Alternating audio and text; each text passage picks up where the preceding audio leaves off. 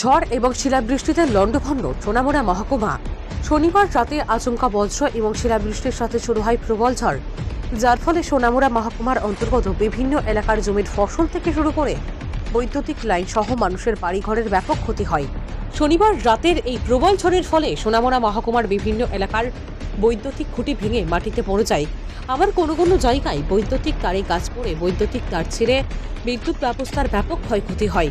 তার পাশাপাশি অধিকাংশ বাড়িঘর ভেঙে পড়েছে মাটিতে। ঠিক একইভাবে মেলাঘর কলমক্ষেত গ্রাম পঞ্চায়েতের ৩ নং ওয়ার্ডের মমতাজ মিয়া সহ ওনার পরিবার যেই ঘরে থাকেন, সেই ঘরটি শনিবার রাতের প্রবল ঝড়ে ওনার একমাত্র ঘরের ছাউনি উড়িয়ে নিয়ে যায় ঝড়ের তাণ্ডবে। তবে ওই পরিবারটি আগে থেকেই সাবধান থাকার কারণে পরিবারটির লোকজনদের কোনো ক্ষয়ক্ষতি হয়নি।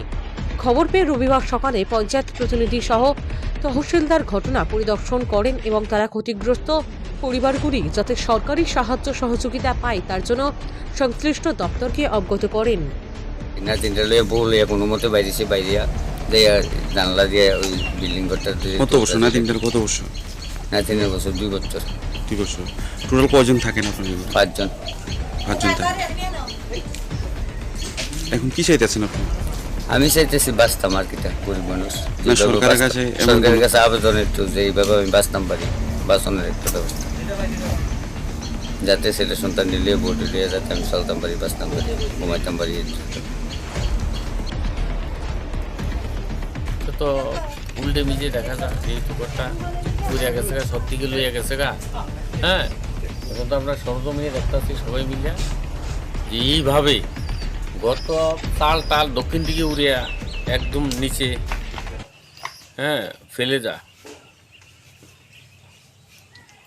দেয়। যাক, আমরা যা দেখছি সেটা সঠিক আছে। মানে কি স্যার, মানে কি ভূমিকা হইতে পারে? এখন আমি আমার দপ্তরের কাছে এই কার ঘর প্রকৃত ক্ষতি হয়েছে তাদের কাছে সেই রিপোর্ট আমি আজকের মধ্যে পাঠিয়ে দিচ্ছি। স্যার আপনার নাম? আমার নাম শিবরঞ্জন দাস, ডিজিগনেশনটা স্যার? তহসিলদার উরমাই টিকে।